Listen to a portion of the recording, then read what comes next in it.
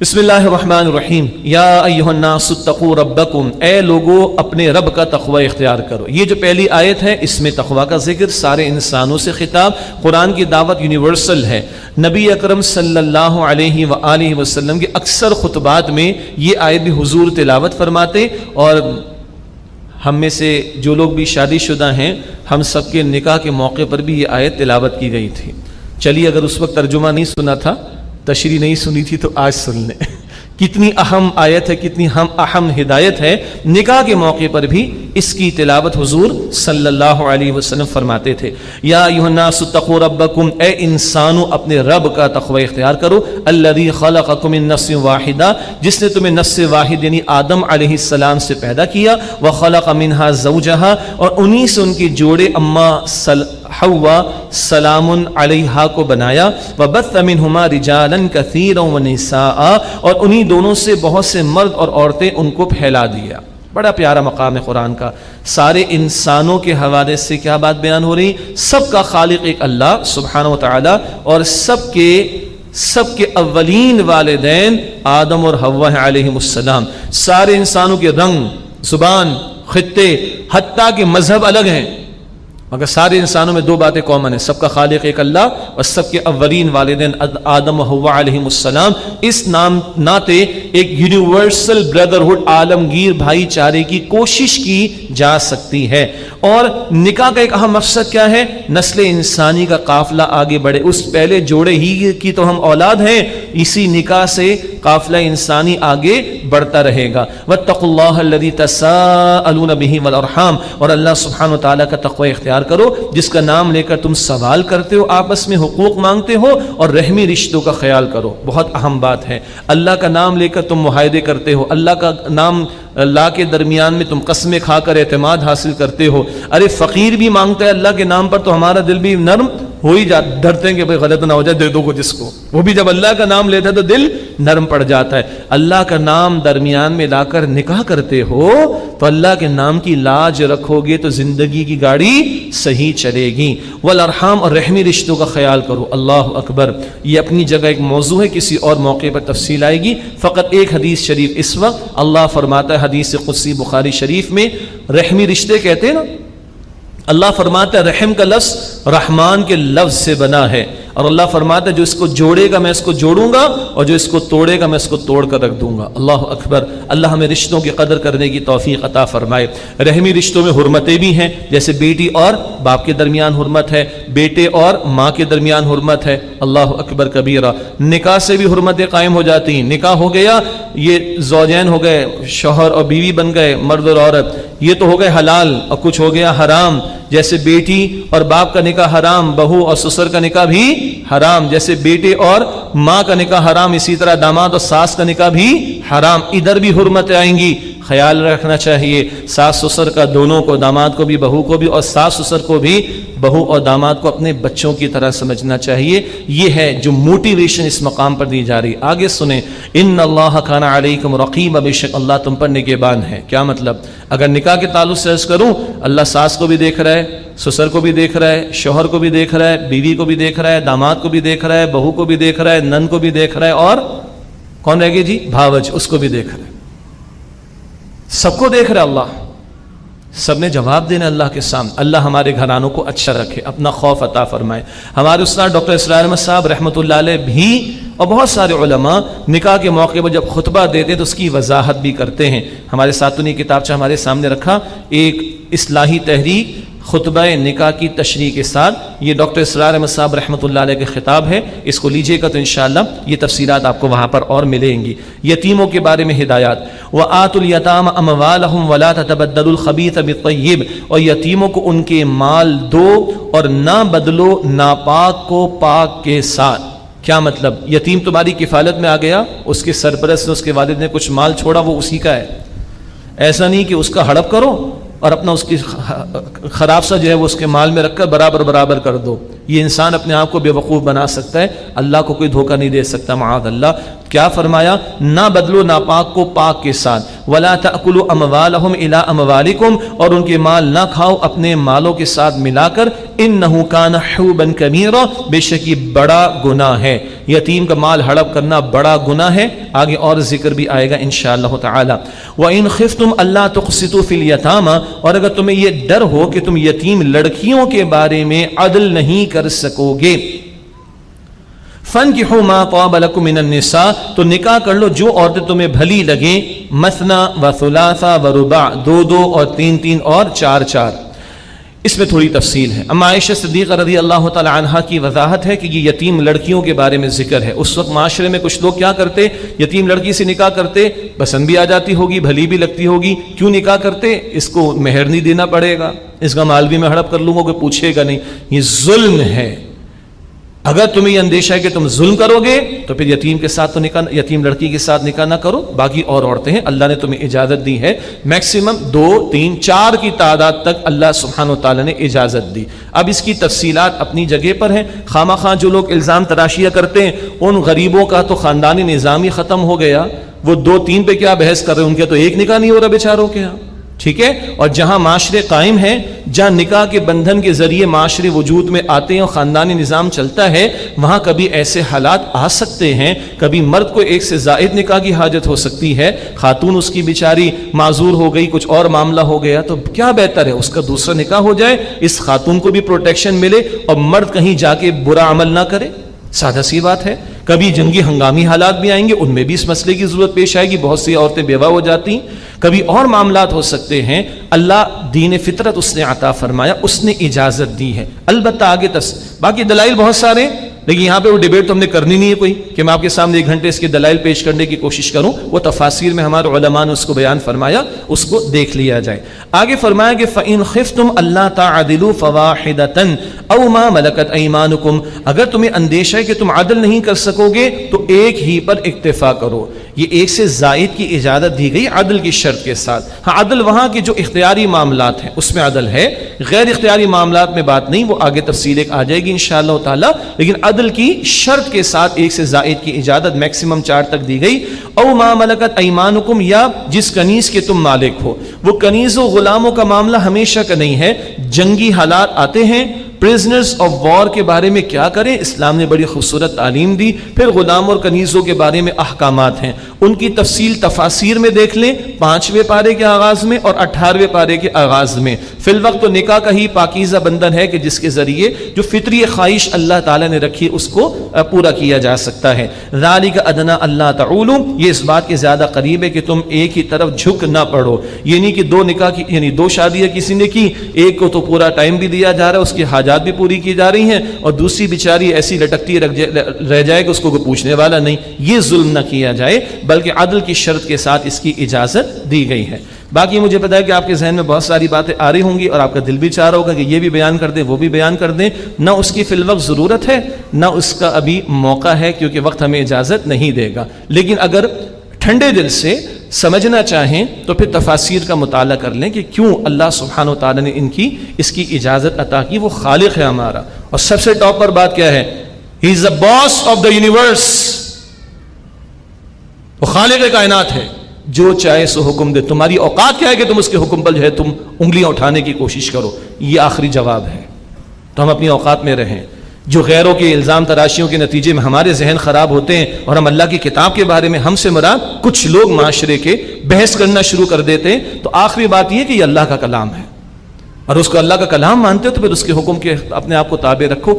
ہاں یہ اجازت اللہ نے دی، وہ حکم نہیں دیا ہے کہ 2 کرو گے تو اتنا اجر، 3 کرو گے تو اتنا اجر ملے گا، اور آگے نہ، یہ اجازت دی حکمتوں کے ساتھ ہے۔ وہ پڑھنا کوئی چاہے تو تفاسیر کا مطالعہ کر لیجئے گا۔ اس رکوع میں تفصیل تھوڑی اور ہے، یہ رکوع مکمل کریں گے اور پھر 8 رکعت تراویح انشاءاللہ ادا کریں گے۔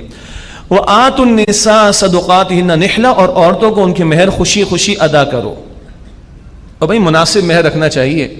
آج کل تو ایسا ہو گیا مولوی صاحب لکھ دیں 5,000 روپے، یہ کیا بات ہوئی بھائی؟ تم فضول پہ کتنا خرچہ کر رہے ہو؟ 5 لاکھ روپے۔ فضول سے مراد مہندی کی رسمیں، گانے کی رسمیں، فضول ہے نا، گناہ کی چیزیں بھی ہیں۔ اور جو عورت کا حق ہے اس کو کیا دے رہے ہو؟ 5,000 بھائی تمہیں جیب سے 25,000 روپے نکال کے دے دے گی، تمہیں خوشی خوشی ادا کرو۔ اچھا مناسب حال جو اللہ توفیق دے، سہولت ہے بندے کی، وہ طے کرو اور اس کو خوشی خوشی ادا کرو۔ ہاں فَإِن طِبْنَ لَكُمْ عَنْ شَيْءٍ مِّنْهُ نَفْسًا، پھر اگر وہ خوشی سے تمہیں چھوڑ دیں اس میں سے کچھ، فَكُلُوا هَنِيئًا مَرِيئًا، تو اسے مزیدار اور خوشگوار سمجھ کر کھا لو، یہ خوشی خوشی ہو۔ لیکن ہمارے ہوتا کیا ہے، ایک بڑے صغیر کی ذہنیت ہے، عورت کو ہم نے پیر کی جوتی سمجھ رکھا ہے، معاذ اللہ، میں معاشرے کی ترجمانی کر رہا ہوں جو کرتے ہیں لوگ، اور کہہ دیجیے ہم نے معاف کروا لی ہے۔ یہ جو ہم نے معاف کروا لی ہے نا، یہ جو انداز ہے، یہ کوئی معافی نہیں، ہم یہی تو اگر ہے ساری ہماری۔ خوشی خوشی معاف کرے، اللہ کا کلام اجازت دیتا ہے۔ اول تو دیکھ لیں ہم نے طے کتنا کیا ہوتا ہے بھائی، جو معاف کروا رہے ہیں دے دو بھائی، آگے اور ذکر آئے گا انشاءاللہ۔ یہ ہے وہ عورت کا حق جو اللہ کی شریعت نے مقرر کیا ہے، اور سنیے گا حضور علیہ السلام کی حدیث ہے مسند احمد میں، جس سے کم یا زیادہ کوئی مہر طے کیا، کم یا زیادہ کوئی مہر طے کیا، اور اگر اس کا ارادہ نہیں ہے ادا کرنے کا، تو قیامت کے دن زانی کی حیثیت میں پیش ہوگا۔ کبھی تو چیخیں نکل جاتی ہیں اس حدیث شریف پر، ہم فضول میں لاکھوں بہا رہے ہیں اور عورتوں کے مہر نہیں دیتے، ہم ظلم کر رہے ہیں، ظلم کر رہے ہیں۔ یہ وہ خرچہ ہے جو اللہ کی شریعت نے بتایا ہے۔ خرچے گنواؤں میں آپ کو کتنے نکاح کے موقع پر؟ مہر کا خرچہ شوہر کے ذمے، ایک دعوت ولیمے کی شوہر کے ذمے، بس۔ فنکشنز کتنے؟ نکاح کا اعلان بہتر ہے مسجد میں کرو، چھواروں کی تقسیم وہ بھی شوہر مرد کی طرف سے۔ نکاح کا فنکشن کس کا مانا جاتا ہے؟ لڑکی والوں کا۔ چھوارے کون لاتا ہے؟ ہاں، لڑکے والے۔ وہ جو رات کو 1 1.5 لاکھ 5 لاکھ کا کھانا کھلا رہے ہیں، وہ 500 کے چھوارے نہیں کھلا سکتے، نہیں کھلاتے، کیوں؟ سنت سے چلا رہے، سارے خرچے کس پر ہیں؟ شوہر پر۔ تو چھواروں کی تقسیم وہ مرد کے ذمے، مہر مرد کے ذمے، نکاح کے نتیجے میں ایک دعوت ولیمے کی شوہر کے ذمے، باقی پوری زندگی کی کفالت شوہر کے ذمے۔ عورت تو مزے میں بھائی، اللہ اکبر، اس پر کفالت کی ذمہ داری ڈالی ہی نہیں گئی ہے۔ بہرحال تو یہ مہر وہ خرچہ ہے جو شریعت نے بتایا، اس میں ڈنڈی ماری جاتی ہے، اور فضولیات میں لاکھوں جو بہائے بات جاتے ہیں۔ بھائی یہ ظلم ہو رہا ہے اور نکاح ہم نے مشکل کر رکھا ہے، خدا را اس کو آسان کیجئے۔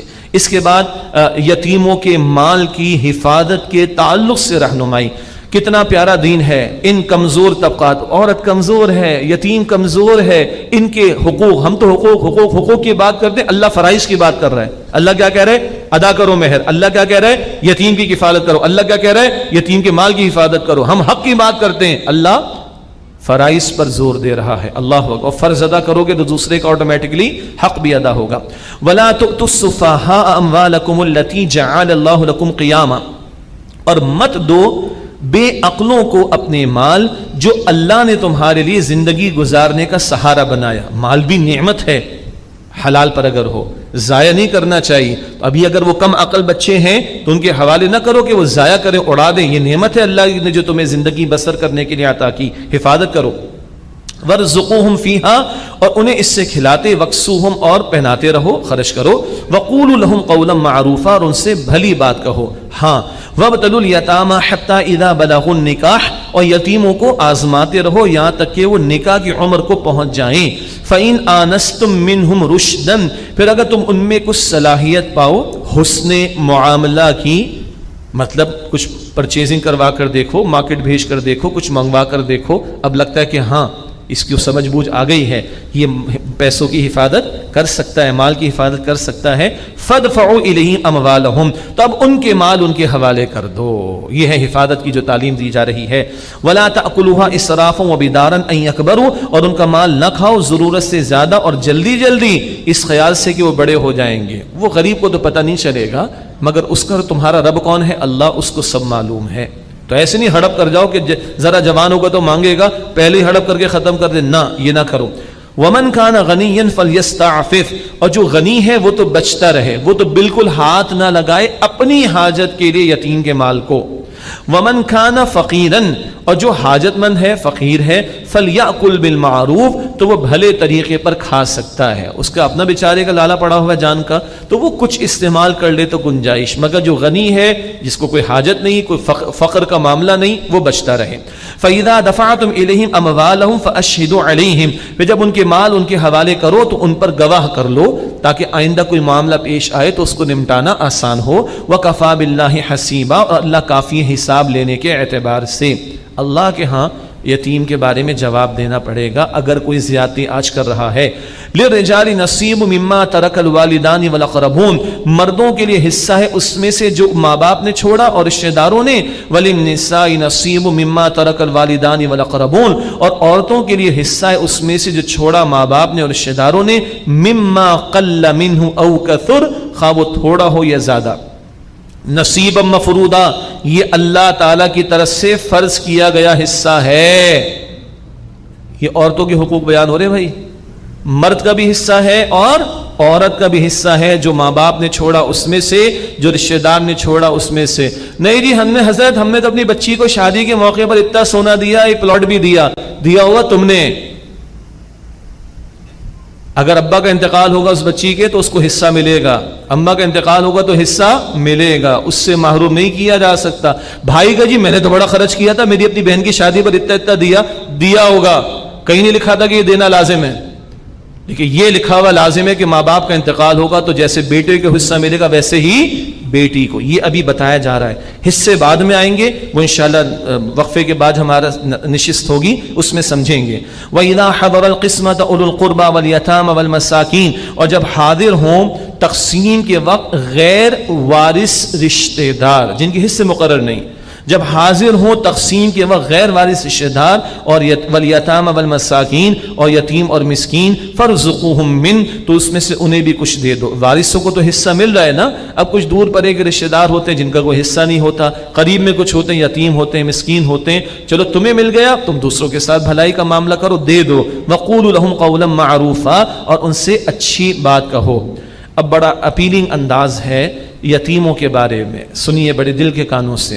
وَلْيَخْشَ الَّذِينَ لَوْ تَرَكُوا مِنْ خَلْفِهِمْ، اور چاہیے کہ وہ لوگ ڈریں کہ اگر وہ چھوڑ جائیں اپنے پیچھے ذُرِّيَّةً ضِعَافًا، کمزور اولاد، خَافُوا عَلَيْهِمْ، تو انہیں اپنی اس اولاد کے بارے میں کیسی فکر ہو۔ آج ایک شخص زندہ ہے، اس کے بچے ہیں، یہ سوچے اگر میں مر گیا تو میرے بچے تو یتیم ہو جائیں گے، تو آج اس کی خواہش کیا ہوگی؟ کوئی ان کو تھام لے، سہارا دے دے، یہی نا؟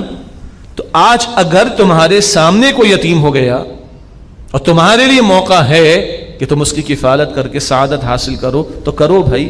یہ اپیلنگ انداز ہے جو اس مقام پر اللہ سبحانہ وتعالی نے عطا فرمایا۔ فَلْيَتَّقُوا اللَّهَ، بس چاہیے کہ وہ اللہ سے ڈریں، وَلْيَقُولُوا قَوْلًا سَدِيدًا، اور چاہیے کہ صحیح بات کہیں۔ اللہ کے پیغمبر علیہ السلام نے فرمایا میں اور یتیم کی کفالت کرنے والا دونوں جنت میں ساتھ ہوں گے۔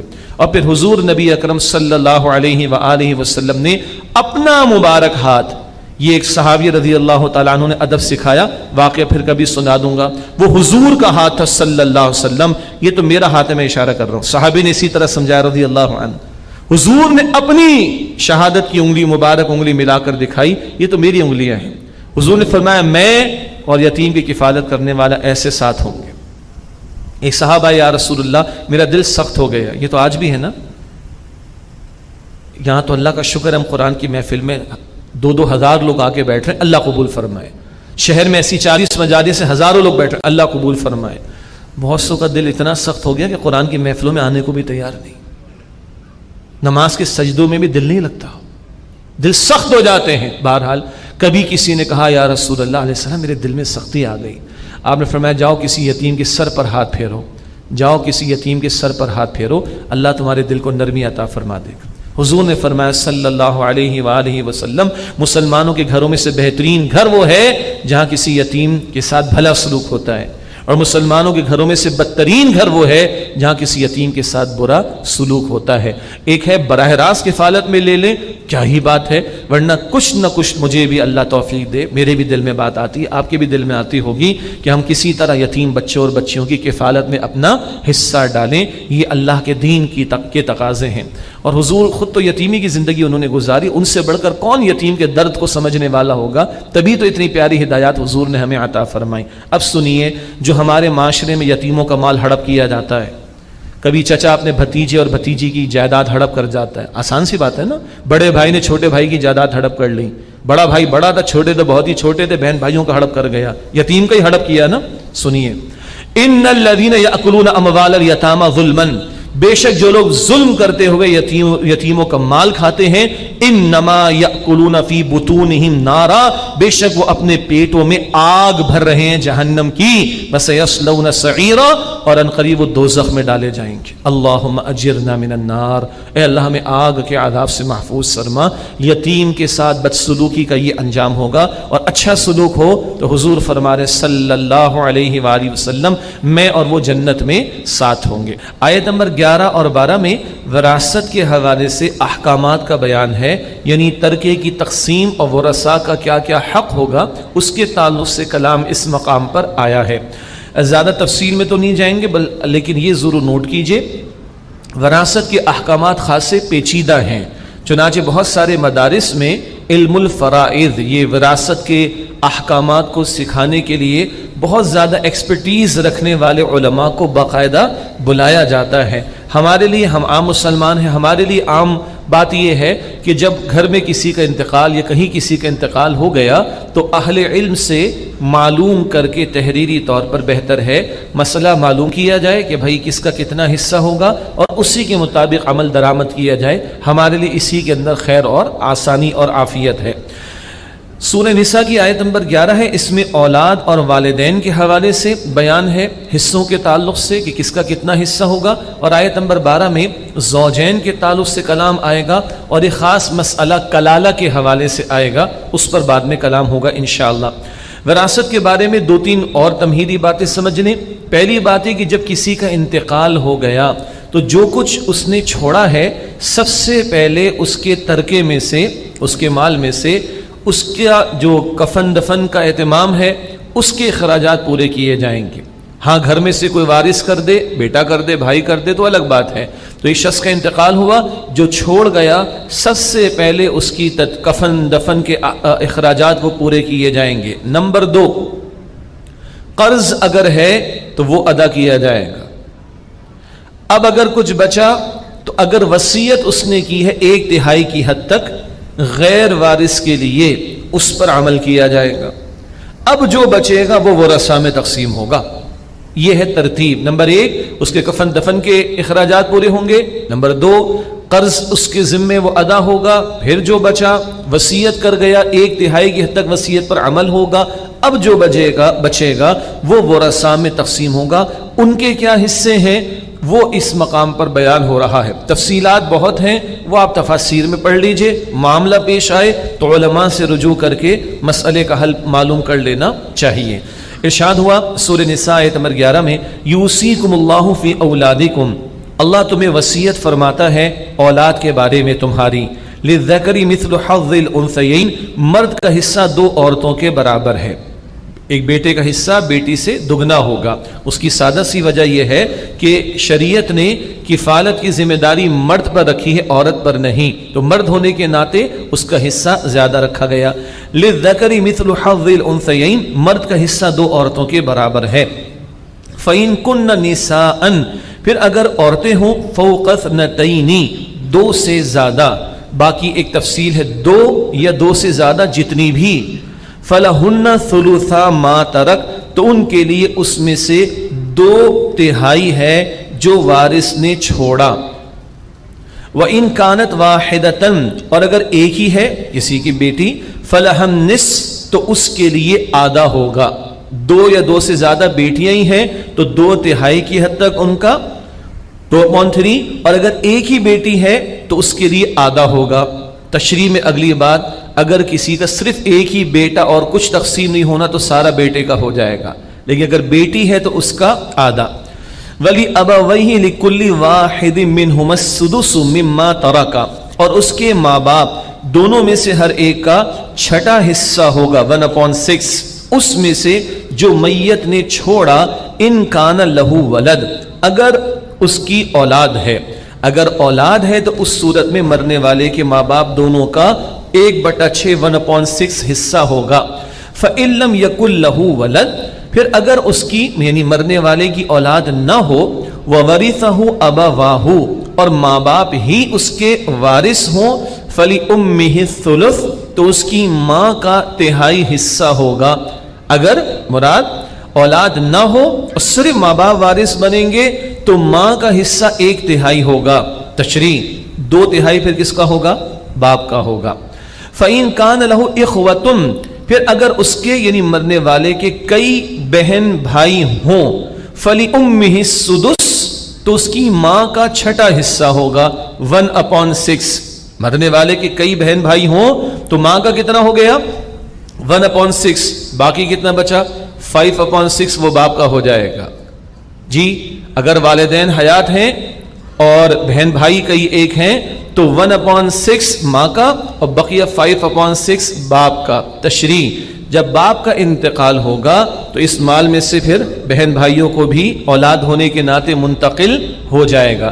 من بعد وصیۃ یوصی بها او دین اس وصیت کے بعد جو وہ کر گیا یا قرض ادا کرنے کے بعد. الفاظ پہ غور کیجئے کہ یہ بات مزید 2 مرتبہ آئے گی. اس وصیت کے بعد جو وہ کر گیا یا قرض ادا کرنے کے بعد. میں نے جو تمہید آپ کے سامنے رکھی اس میں قرض پہلے تھا اور وصیت بعد میں. اسی پر امت کا اجماع ہے. یہاں وصیت کا ذکر پہلے کیوں آ رہا ہے؟ بھائی وصیت تو کبھی ایسے کے بارے میں بھی ہو سکتی ہے کہ جس کو پتہ بھی نہ ہو تو لوگ ڈنڈی مار سکتے ہیں. جس کا قرض نکلتا ہے وہ تو پہنچ جائے گا, لیکن وصیت جس کے بارے میں کی گئی اس کو تو کچھ جانتا بھی نہ, اس کو بھی شاید پتہ نہ ہو, تو اس کو اگنور کرنا, نظر انداز کرنے کا امکان زیادہ ہے. تو اس کی اہمیت جتانے کے لیے وصیت کا ذکر پہلے کیا گیا ہے اہمیت کے اعتبار سے. ورنہ ترتیب میں کیا ہے؟ قرض کے ادائیگی پہلے پھر وصیت پر عمل, لیکن اہمیت کا اندازہ کرانے کے لیے وصیت کا بیان یہاں بھی اور آگے بھی پہلے کیا گیا ہے. من بعد وصیت یوصی بها او دین اس وصیت کے بعد جو وہ کر گیا یا قرض ادا ہونے کے بعد.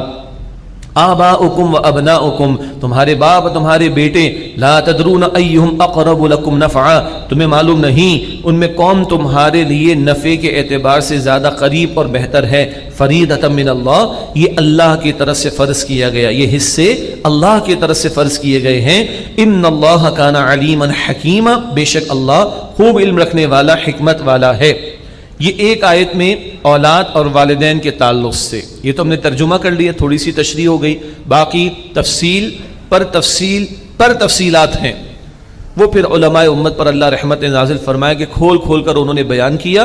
ان تفصیلات کا نہ موقع ہے نہ یہ ہمارا میدان ایک دم فقہی مباحث آپ کے سامنے کھولیں. ہماری ایکسپرٹیز اس میدان کی قطعاً نہیں ہے, تو ہم بھی ایک عام مسلمان کی طرح اگر یہ معاملہ پیش آئے تو ہم سب ہی علماء سے مسئلہ معلوم کر کے اس کے مطابق عمل کر لیں. اگلی آیت میں زوجین کا حصہ کیا بنے گا, شوہر کا انتقال تو بیوی کو کیا ملے گا, بیوی کا انتقال تو شوہر کو کیا ملے گا, اور پھر کلالہ ایک خاص ٹرمینالوجی ہے اس کا ذکر آئے گا. ارشاد ہوا وَلَكُمْ نِصْفُ مَا تَرَكَ أَزْوَاجُكُمْ اور تمہارے لیے آدھا ہے اس میں سے جو چھوڑ جائیں تمہاری بیویاں. إِن لَمْ يَكُنْ لَهُنَّ وَلَدٌ اگر ان کی اولاد نہیں تو آدھا. فَإِن كَانَ لَهُنَّ وَلَدٌ پھر اگر ان کی اولاد ہو فَلَكُمُ الرُّبُعُ تو تمہارے لیے اس میں سے مما ترکنا جو وہ چھوڑ جائیں چوتھائی حصہ ہوگا 1/4. من بعد وصیت یوصین بها او دین اس وصیت کے بعد جو وہ کر جائیں یا قرض ادا ہونے کے بعد. یعنی اگر بیویاں کو چھوڑ گئیں اولاد نہیں تو 8واں حصہ 1/8 اور اگر اولاد ہے تو 1/4 ہوگا. وصیت اور قرض کا ذکر پھر آ گیا, بات ہم پہلے کر چکے ہیں. وَلَهُنَّ الرُّبُعُ مِمَّا تَرَكْتُمْ إِن لَّمْ يَكُن لَّكُمْ وَلَدٌ اور اس میں سے ان کے لیے یعنی بیویوں کے لیے چوتھائی حصہ ہے 1/4 جو تم چھوڑ جاؤ اگر تمہاری اولاد نہ ہو. اولاد نہیں ہے تو بیوی کا 1/4. فَإِن كَانَ لَكُمْ وَلَدٌ پھر اگر اولاد ہو تمہاری فَلَهُنَّ الثُّمُنُ تو اس میں سے ان کا 8واں حصہ ہوگا 1/8. اور ایک مسئلہ اگر ایک سے زیادہ بیویاں ہو تو 1/8 میں ہی وہ شیئر کریں گی. کیسی مسکراہٹ آئی نا چہروں پر. اللہ تعالیٰ آپ سب کو مسکراتا ہوا رکھے. باقی عدل کی شرط بھی پڑھ چکے ہیں, وہ مباحث اپنی جگہ پر ہیں. بہرحال اللہ کو مسکراتا رکھے, خوش رکھے, اللہ ہم سب پر اپنی رحمت نازل فرمائے. فَإِن كَانَ لَكُمْ وَلَدٌ پھر اگر تمہاری اولاد ہو فَلَهُنَّ الثُّمُنُ تو اس میں سے ان کا 8واں 1/8 ہوگا. مِمَّا تَرَكْتُمْ جو وہ تم چھوڑ جاؤ مِن بَعْدِ وَصِيَّةٍ تُوصُونَ بِهَا أَوْ دَيْنٍ اس وصیت کے بعد جو تم کر جاؤ یا قرض کے ادا ہو جانے کے بعد. وَإِن كَانَ رَجُلٌ يُورَثُ کلالہ، اور اگر ایسے مرد کی میراث ہو، او امرأۃ یا عورت کی جو کلالہ ہے. یہ ٹرمینالوجی، کلالہ کون؟ ایک وہ مرد یا عورت جس کے اوپر ماں باپ یا ان کے اوپر دادا دادی نانا نانی کچھ نہیں، اوپر کوئی نہیں ہے، نیچے بھی کوئی نہیں، اولاد بھی نہیں، اولاد کی اولاد کچھ بھی نہیں، صرف بہن بھائی ہوں، تو اس کو کہتے ہیں کلالہ. ایک بات ہو گئی. کلالہ کا ایک مسئلہ یہاں بیان ہوا ہے اور ایک مسئلہ اس صورت کے بالکل آخر میں بیان ہوا. اس کی وجہ کیا ہے؟ اگر صرف بہن بھائی ہوں تو بہن بھائیوں کی 3 شکلیں بن سکتی ہیں. ہمارے تو ایک ہی معروف ہے. کیا مطلب؟ بھائی ماں باپ اور ان کی اولاد وہ آپس میں بہن بھائی، حقیقی بہن بھائی.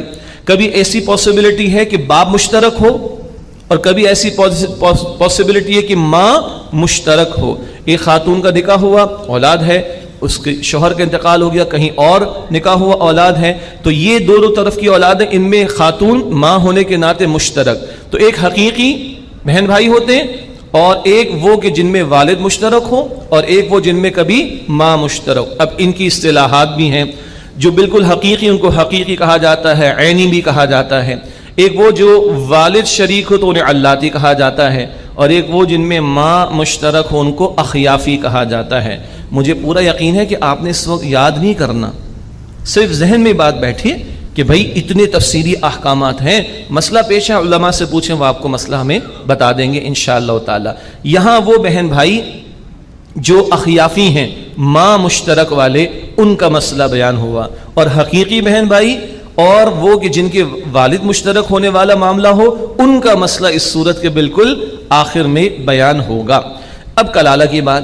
وَإِن كَانَ رَجُلٌ يُورَثُ كَلَالَةً، اور اگر ایسے مرد کی میراث سے، او امرأۃ یا خاتون کی جو کلالہ ہو، وَلَهُ أَخٌ أَوْ أُخْتٌ، اور اس کے بہن بھائی ہوں، فَلِكُلِّ وَاحِدٍ مِّنْهُمَا السُّدُسُ، تو ان دونوں میں سے یعنی ایک بہن ایک بھائی، ہر ایک کا چھٹا حصہ ہوگا. کبھی کبھی مرد عورت کا برابر بھی ہو جاتا ہے، جیسے کہ ادھر دیکھیے پاسبلٹی. فَإِن كَانُوا أَكْثَرَ مِنْ ذَلِكَ، پھر اگر وہ ایک سے زیادہ ہوں، فَهُمْ شُرَكَاءُ فِي الثُّلُثِ، تو وہ سب شریک ہوں گے 1/3 1/3 میں، مِن بَعْدِ وَصِيَّةٍ يُوصَى بِهَا أَوْ دَيْنٍ، اس وصیت کے بعد جو کر دی جائے یا قرض کے ادا کر دیے جانے کے بعد، غیر مضار، کسی کو نقصان نہ پہنچایا جائے، یعنی وصیت کرتے ہوئے نقصان نہ پہنچایا جائے. یہ الفاظ یہاں آئے لیکن وصیت کا ذکر 3 مرتبہ پہلے آ چکا، ہر ایک پر اپلائی ہوگا.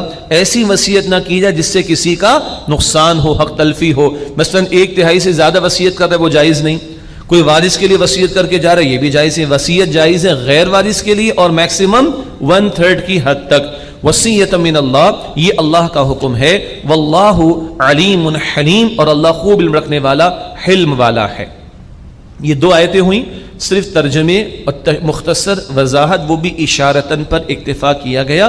باقی تفصیلات بہت ہیں، مسئلہ پیش آئے تو علماء سے معلوم کرنا چاہیے. یہی عملی بات اس میں ہم آپ کے سامنے رکھیں گے. لیکن اہم کتنا ہے یہ معاملہ، اگلی 2 آیتیں. اہم کتنا معاملہ ہے وراثت کا، اور ہمارے یہاں کتنی ڈنڈی ماری جاتی ہے، خاص طور پر بیٹیوں اور بہنوں کے معاملے میں، یا چھوٹے بہن بھائیوں کا ہڑپ کر جانا، یا کوئی بھتیجوں کا اور بھتیجیوں کا جو ہے مال ہڑپ کر جائے، بھاوج کا مال ہڑپ کر جائے اپنے بھائی کے انتقال کے بعد. یہ جو کچھ ہو رہا ہے ہمارے ہاں، سنیے ان احکام کو جو وراثت کے بارے میں اللہ کیا فرما رہا ہے. اگلی 2 آیتیں سنیں. تلک حدود اللہ، یہ اللہ کی مقرر کردہ حدیں ہیں. ومن یطع اللہ ورسولہ، اور جو اللہ سبحانہ وتعالی اور اس کے رسول مکرم صلی اللہ علیہ وآلہ وسلم کی اطاعت کرے، یدخلہ جنات، اللہ اسے باغات میں داخل فرمائے گا، تجری من تحتها الانہار، جن کے نیچے نہریں جاری ہوں گی، خالدین فیہا، وہ ان میں ہمیشہ رہیں گے. وذالک الفوز العظیم، یہ بہت بڑی کامیابی ہے. اللہم انا نسألک جنت الفردوس، اے اللہ ہم تجھ سے جنت الفردوس کا سوال کرتے. وراثت کے احکام کو کہا یہ حدود ہیں، اور جو ان کی پاسداری کرے وہ کہاں؟ جنت میں. اس کے برعکس کیا ہے؟ وَمَن يَعْصِ اللَّهَ وَرَسُولَهُ، اور جو اللہ تعالیٰ اور اس کے رسول علیہ السلام کی نافرمانی کرے، وَيَتَعَدَّ حُدُودَهُ، اور ان کی حدود سے بڑھ جائے، يُدْخِلْهُ النَّارَ، اللہ اسے آگ میں داخل کرے گا، خالداً فیہا، اس میں ہمیشہ رہیں گے، وہ اس میں ہمیشہ رہے گا، وَلَهُ عَذَابٌ مُهِینٌ، اور اس کے لیے ذلیل کر دینے والا عذاب ہوگا. یہ ہے سخت بات. ان احکام میں ڈنڈی مارنے والے ان کو جہنم کی آگ کا ڈراوا دیا گیا ہے. اللہم اجرنا من النار، اے اللہ ہم سب کو آگ کے عذاب سے محفوظ فرما. اگلی آیات میں زنا کی روک تھام کے حوالے سے اول جو احکام آئے اس کا تذکرہ ہے. بعد میں ہم اور آپ جانتے ہیں کہ شریعت میں زنا کے جرم کی سزائیں بیان کر دی گئیں، وہ بات بھی انشاءاللہ تفصیلاً آپ کے سامنے آتی رہے گی. ارشاد ہوا واللاتی یأتین الفاحشۃ من نسائکم، اور تمہاری عورتوں میں سے جو بدکاری کا ارتکاب کریں، فاستشہدوا علیہن اربعۃ منکم، تو ان پر اپنے میں سے 4 گواہوں کو لاؤ. فإن شہیدوا، پھر اگر وہ گواہی دیں، فامسکوہن فی البیوت، تو ان عورتوں کو گھروں میں بند رکھو، حتی یتوفاہن الموت، یہاں تک کہ موت انہیں اٹھا لے، او یجعل اللہ لہن سبیلا، یا اللہ تعالیٰ ان کے لیے کو راستہ پیدا کر دے. یہ اول دور کا حکم تھا. بعد میں زنا کے جرم کی سزائیں آ گئیں، وہ میں عرض کرتا ہوں اگلی آیت کے بیان کے بعد انشاءاللہ. واللذان یأتیانہا، اور تم میں سے جو 2 افراد مرتکب ہوں، منکم تم میں سے، مراد اسی بدکاری کے جرم میں 2 اشخاص یا افراد، فآذوہما، تو انہیں ایذا پہنچاؤ، کوئی نہ کوئی سزا. فَإِن تَابَا وَأَصْلَحَا فَأَعْرِضُوا عَنْهُمَا، پھر اگر وہ توبہ کر لیں اور اپنی اصلاح کر لیں تو ان کا پیچھا چھوڑ دو. إِنَّ اللَّهَ كَانَ تَوَّابًا رَحِيمًا، بے شک اللہ سبحانہ وتعالی خوب توبہ قبول کرنے والا، نہایت رحم فرمانے والا ہے. یہ اول دور کے احکام تھے. بعد میں ہم اور آپ جانتے ہیں کہ زنا کے ارتکاب پر سزائیں تجویز ہو گئیں، مقرر ہو گئیں. شادی شدہ مرد یا عورت زنا کا ارتکاب کرے اور جرم ثابت ہو جائے تو وقت کی اتھارٹی کے تحت رجم کیا جائے گا. پتھر مار مار کر ہلاک کرنا، اسٹوننگ ٹو ڈیتھ، بہت سخت سزا ہے. تو اس کا ثبوت ہونا یہ بھی کڑا رکھا گیا ہے، لیکن اگر ثابت ہو جائے تو سزا شدید ہے، تاکہ لوگوں میں خوف پیدا ہو اور اس برے اور گندے عمل سے وہ باز رہیں. شادی شدہ مرد عورت زنا کا ارتکاب کرے تو رجم کی سزا تورات میں بھی تھی، ہماری شریعت میں بھی ہے، اور امت کا اس پر اتفاق ہے. 2-4 لوگوں نے کبھی امت میں اس کی انکار کی کوشش بھی کی ہے تو امت نے رد کیا ایسے لوگوں کا، اور اسی پر امت کا اجماع یعنی کنسنسس ہے، رجم کی سزا. غیر شادی شدہ مرد یا عورت زنا کا ارتکاب کرے اور جرم ثابت ہو جائے تو 100 کوڑوں کی سزا ہے. یہ سورہ نور آیت نمبر 2 میں بات آئے گی 18ویں پارے میں. غیر شادی شدہ مرد یا عورت زنا کا ارتکاب کرے، جرم ثابت ہو جائے تو وقت کی اتھارٹی کے تحت ان کو ایگزیکیوٹ کیا جائے گا، یہ سزا دی جائے گی جو کہ 100 کوڑوں کی ہے، سورہ نور آیت نمبر 2 میں. آیت نمبر 2 میں. تو یہ گویا کہ اول دور کے کچھ انٹرم پیریڈ کے احکامات تھے. آخری احکامات سزائیں جو زنا کے جرم کے بارے میں وہ یہ ہیں جیسے کہ بیان کی گئیں. اب توبہ کا بڑا پیارا بیان. ایک توبہ ایسی ہے بندوں کی جو اللہ نے اپنے اوپر لازم کی ہے کہ میں ضرور قبول کروں گا. اللہ ہے، جو چاہے سو کہے اور کرے. کیسی توبہ؟ فرمایا انما التوبۃ علی اللہ، بے شک توبہ قبول کرنا اللہ کے ذمے ہے. للذین یعملون السوء بجہالۃ، ان لوگوں کے بارے میں جو کرتے ہیں برائی نادانی میں. ثم یتوبون من قریب، جلد ہی توبہ کر لیتے ہیں. فاولئک یتوب اللہ علیہم، بس یہی لوگ ہیں اللہ ان کی توبہ قبول فرماتا ہے. اللہ کی شان کریمی ہے.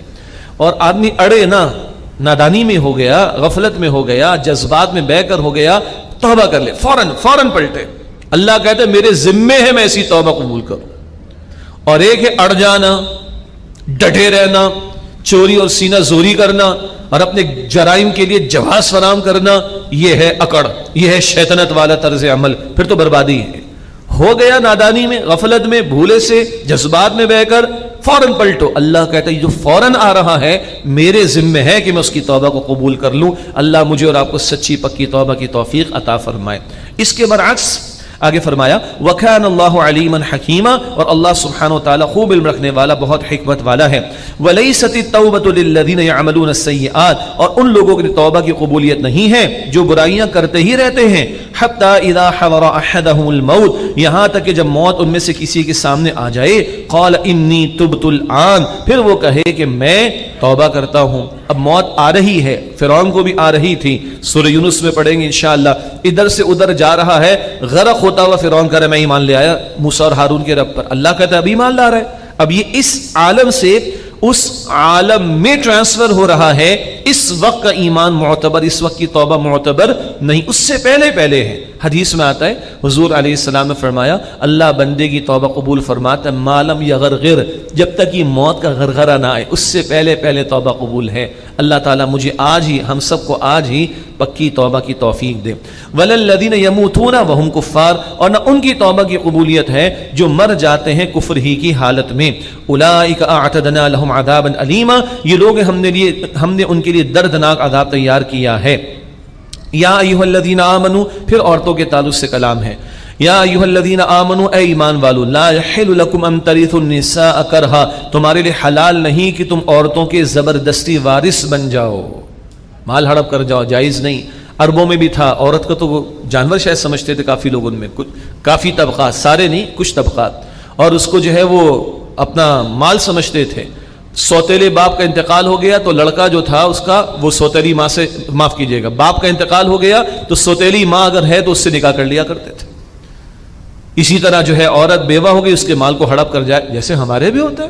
یہ جہالت ادھر بھی تھی، کچھ ہمارے یہاں بھی نظر آ جائے گی۔ قرآن کہتا ہے نہیں، تمہارے لیے حلال نہیں کہ تم عورتوں کے زبردستی وارث بن جاؤ۔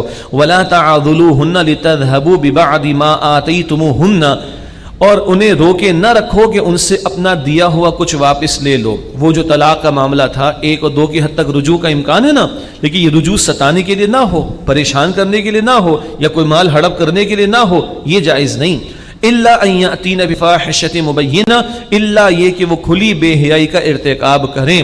اگر ایسا کوئی معاملہ ہے پھر تو بندے کا اپنی اس اہلیہ کے ساتھ رہنے کا امکان ہی نہ ہو، پھر معاملہ ختم ہو، وہ بات الگ ہے۔ لیکن ادروائز تم زبردستی کرو، ظلم کرو اور روکو اس لیے کہ تم ان کے ساتھ زیادتی کا معاملہ کرو گے، جائز نہیں۔ اگلا جملہ سنیے، وعاشرہن بالمعروف، اور ان یعنی بیویوں کے ساتھ بھلے طریقے پر معاملہ کرو۔ سادہ الفاظ ہیں کس کے؟ لیکن اللہ کے۔ اگر اردو میں جملہ کہیں لکھا ہوا بھائی بیویوں کے ساتھ اچھا سلوک کرو تو یہ سادہ جملہ ہے نا، چلیے اس کو سمجھ لیتے۔ ہم اور آپ کراچی میں ٹریول کرتے ہیں، کچھ جگہ بیریئر لگا دیے جاتے ہیں کہ بھائی یہاں سے آپ نہ جائیں، تو ہم آگے پیچھے دیکھتے ہیں، گاڑی سے اترتے ہیں، بیریئر کو ہٹاتے ہیں، یہ جا اور وہ جا، ایسے ہی ہے نا۔ اور موٹر سائیکل پہ ہوں گے تو لات مارتے، سائڈ پہ کرتے نکل جاتے ہیں، سروس لین پر ادھر ادھر، حالانکہ وہ لوگوں کی سہولت کے لیے لگائے جاتے ہیں، ایسے ہی ہے نا۔ GHQ کے سامنے کھڑے ہوئے ہوں، اب بیریئر لگا ہوا ہو، کیا کریں گے؟ اب کور کمانڈر کے آفس کے سامنے بیریئر لگا ہوا، اب کیا کریں گے؟ Keep at a safe distance, yes اور نو؟ ڈفرنس کس چیز کا آیا؟ ایک عام بیریئر لگا ہوا ہے، ایک GHQ کے باہر لگا ہوا ہے، ایک عام بیریئر لگا ہوا ہے، ایک کور کمانڈر کے آفس کے باہر لگا ہوا ہے، ایسا ہی ہے نا۔ یہ کسی مخلوق کا کلام ہے؟ یہ کوئی عام کلام ہے؟ یہ رب کائنات کا کلام ہے۔ Be serious about that. اپنی بیویوں کے ساتھ بھلا سلوک کرو، اور حضور نے فرمایا صلی اللہ علیہ وآلہ وسلم، حجۃ الوداع کا موقع، ڈرنا اپنی بیویوں کے بارے میں، تم نے اللہ کا نام لے کر ان کو حلال کیا، ان کے بارے میں تم نے کل اللہ کو جواب دینا ہے۔ اور یہاں کے لیے اسوہ کہاں سے لیں گے؟ اپنے، معاف کیجئے گا، وہ جو کچھ چلی آ رہی ہماری بر صغیر کی باپ دادا کی ذہنیت، جوتے کی نوک پر رکھو، کچھ کی، سب نہیں، کچھ کی غلط ہے بھائی۔ حضور کا اسوہ دیکھیں گے یہاں پر، لقد کان لکم فی رسول اللہ اسوۃ حسنہ۔ پوچھیں نا اما عائشہ سے حضور گھر میں کیسے تھے؟ عام انسان کی طرح تھے، گھر میں کام کاج میں ہم ہاتھ بھی بٹا دیا کرتے تھے، اور ہمارا کیا ہے جی؟ سب کو پتہ ہے، کچھ کہنے کی ضرورت ہے؟ یہ اللہ کا کلام۔ اور سنیں آگے، فَإِن كَرِهْتُمُوهُنَّ فَعَسَىٰ أَن تَكْرَهُوا شَيْئًا وَيَجْعَلَ اللَّهُ فِيهِ خَيْرًا كَثِيرًا، پھر اگر وہ تمہیں ناپسند ہو تو عین ممکن ہے کہ ایک چیز تم ناپسند کرو اور اللہ اسی میں بہت بھلائی پیدا کر دے۔ یہ قرآن ہے۔ حدیث کیا ہے؟ مسلم شریف کی روایت، کوئی شخص اپنی بیوی سے نفرت نہ رکھے، بغض نہ رکھے، اگر اس کی ایک ادا پسند نہیں آ رہی، بھائی اس کو کھانا اچھا بنانا نہیں آتا تو بھائی بہت سیوں کو نہیں آتا، کوئی سیکھ کر تھوڑی آتی ہے، سب کو ہی سیکھنا پڑتا ہے، وہ کفایت شعاری نہیں ہے تو تم بھائی اس کی پلاننگ کرواؤ، ہو جائے گا۔ اگر ایک ادا پسند نہیں آ رہی، حضور فرما رہے صلی اللہ علیہ وسلم، تلاش کرو کہ دوسری ادا پسند آ جائے گی۔ اور ہر شوہر اپنی بیوی کے بارے میں یہ سوچ لے، جو اس کی بیوی ہے، اس نے اپنی ماں کو، اپنے باپ کو، اپنی بہن کو، اپنے بھائی کو، اپنے گھر کو، وہاں کے آرام کو، ناز نخروں کو، ساری چیزوں کو چھوڑ کر، 2 کلمے بول کر پوری زندگی کے لیے اپنے آپ کو تمہارے حوالے کر دیا ہے، اس سے بڑھ کر کوئی قربانی چاہیے تمہیں؟ اس سے بڑھ کر کوئی ایثار، اس سے بڑھ کر کوئی سیکریفائس؟ اللہ کے بندو دیکھ تو لو، ملا کر رکھو، جوڑ کر رکھو، خیر کو دیکھو، خوبی کو دیکھو، ایک ہی بات کا بتنگڑ نہ بنا کے رکھو، تلاش کرو، قرآن کہتا ہے خیر دے دے گا اللہ، تلاش کرو، حضور کہتے ہیں کہ دوسری ادا پسند آ ہی جائے گی۔ اللہ ہمیں گھروں میں جوڑ عطا فرمائے، ملاپ عطا فرمائے، شیطان کو در اندازی کرنے سے روک دے، اس کے حملوں سے اللہ تعالیٰ میری اور آپ کی، ہم سب کی حفاظت فرمائے۔ اب جیسے یہ بات آتی ہے نا تو پھر لوگ کہتے ہیں بھائی آپ نے بیویوں کے بارے میں تو بہت بیان کر دیا، کیونکہ دل پہ جا کے لگتی ہے نا بھائی، لگی نا دل پہ جا کے۔ اب ہم نے گھر بھی جانا ہے، آج تو کلاس ہو جائے گی ہماری، تو حوصلہ رکھیں، ابھی سورہ نساء کی آیت نمبر 34 بھی آ جائے گی انشاءاللہ، بات بیلنس بھی ہو جائے گی، مگر اپنے حصے کا تو دیکھیں نا، اگر میں شوہر ہوں، میں بھی تو ہوں بھائی، اپنے حصے کا تو دیکھیں کہ میرے لیے جو حکم میرے رب کا آیا میں اس پر عمل کرنے کی کوشش کر رہا ہوں کہ نہیں کر رہا۔ آگے اگلی بات، وَإِنْ أَرَدْتُمُ اسْتِبْدَالَ زَوْجٍ مَكَانَ زَوْجٍ، اور اگر تم بدل لینا چاہو ایک بیوی کی جگہ دوسری ہی بیوی، اگر کوئی معاملہ اللہ محفوظ رکھے پوائنٹ آف نو ریٹرن تک پہنچ گیا ہے کہ معاملہ بن ہی نہیں سکتا اب، وَآتَيْتُمْ إِحْدَاهُنَّ قِنْطَارًا، اور اگر تم نے ان میں سے کسی ایک کو ڈھیروں مال بھی دے دیا ہو، فَلَا تَأْخُذُوا مِنْهُ شَيْئًا، تو اس میں سے کچھ بھی واپس نہ لینا، أَتَأْخُذُونَهُ بُهْتَانًا وَإِثْمًا مُبِينًا، کیا تم وہ لیتے ہو بہتان لگا کر اور سری کھلے گناہ کی روش اختیار کر کے۔ یہ بات سورۃ البقرہ میں بھی آ گئی، خوشی خوشی جو دے دیا وہ دے دیا، چاہے وہ پلاٹ ہو، جیولری ہو، ڈائمنڈ ہو، یہ ہو وہ ہو، جو دے دیا وہ دے دیا۔ اب طلاق دے رہا ہے مرد تو واپس نہیں لے سکتا۔ یاد آیا یہ واپس لینا کیسا ہے؟ اس لیے حضور نے ایسی مثالیں بعض اوقات دی ہیں صلی اللہ علیہ وآلہ وسلم، یاد رہے پوری زندگی۔ یاد آئی؟ کتے نے قے کی اور اس کو چاٹنا شروع کر دے، جتنا یہ گندا ہے اتنا یہی گندا، یہ بات بھی گندی ہے کہ تم نے اپنی بیوی کو خوشی خوشی تحائف دیے اور اب تم طلاق دے کر اس سے مطالبہ کر رہے ہو، تو جیسے کتے کا قے کر کے چاٹنا گندا ہے، تمہارا یہ رویہ اختیار کرنا بھی گندا ہے۔ اللہ اکبر۔ اب کچھ کہنے کی ضرورت ہے؟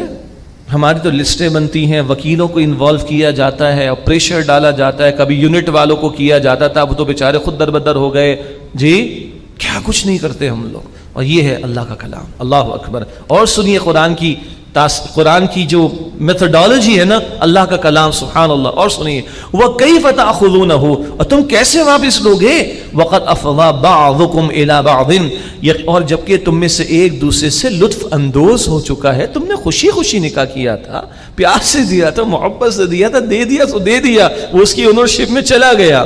ہاں خواتین کو یاد رکھنا ہے بھائی، جو شوہر نے آپ کو دیا زیور، اور اگر وہ قابل زکوٰۃ ہے تو زکوٰۃ آپ کے ذمے نکلے گی، شوہر ادا کر دے تو بات الگ ہے۔ ملکیت کا یہ مطلب ہے جس کی ملکیت زکوٰۃ بھی اس پر شوہر ادا کر دے تو بہت اچھی بات ہے، اور اگر بالفرض ادا نہیں کر رہا ہے، اس کے پاس ریسورسز نہیں، تو اگر خاتون کے پاس زیور قابل زکوٰۃ ہے تو خود زکوٰۃ اس کو ادا کرنی پڑے گی۔ یہ ہے اونرشپ کا دوسرا اینگل۔ خیر، یہاں مردوں کو کہا وَكَيْفَ تَأْخُذُونَهُ، تم کیسے واپس لوگے، وَقَدْ أَفْضَىٰ بَعْضُكُمْ إِلَىٰ بَعْضٍ، حالانکہ تم میں سے ایک دوسرے سے لطف اندوز ہو چکا ہے۔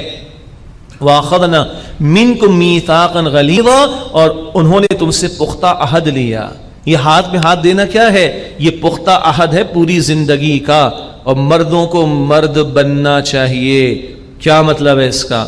ساری زندگی بیوی کی کفالت کی ذمہ داری مرد پر ہے، سارے اخراجات مرد کے ذمے، اولاد بھی ہے تو مرد کے ذمے اخراجات ہیں۔ یہ پکا معاہدہ پوری زندگی کا، یہ پروٹیکشن ہے جو اللہ کا دین اللہ کی بندیوں کو عطا کرتا ہے۔ اپنے حقوق کی بات چھوڑو، اللہ کے دین پر عمل کی بات کرو، سب کے معاملات سدھریں گے اسی میں انشاءاللہ۔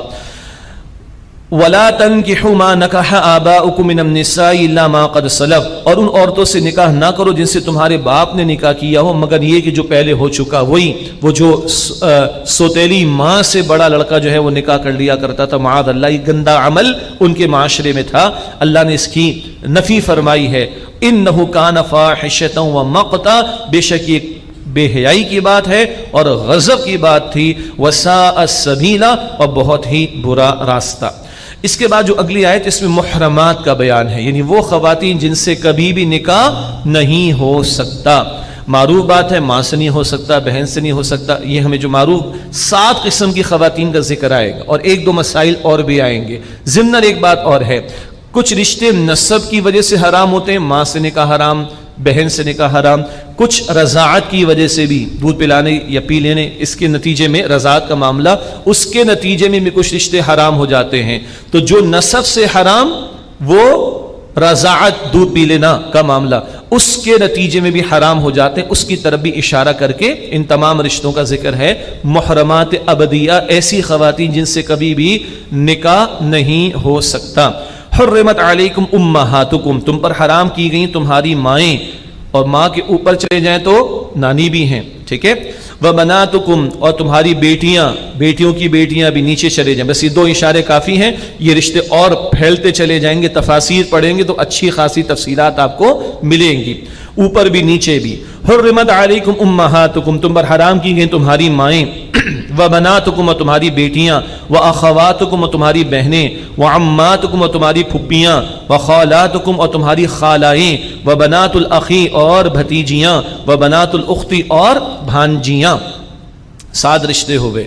سوچے نا، ہمارے تو خاندان ہیں، نکاح ہوتے ہیں، رشتے موجود ہیں، جن بیچاروں کے نکاح کا ادارہ ختم ہو گیا، ان کو انکل انٹی بولنے کے سوا کوئی رشتہ ہی نہیں بیچاروں کے پاس۔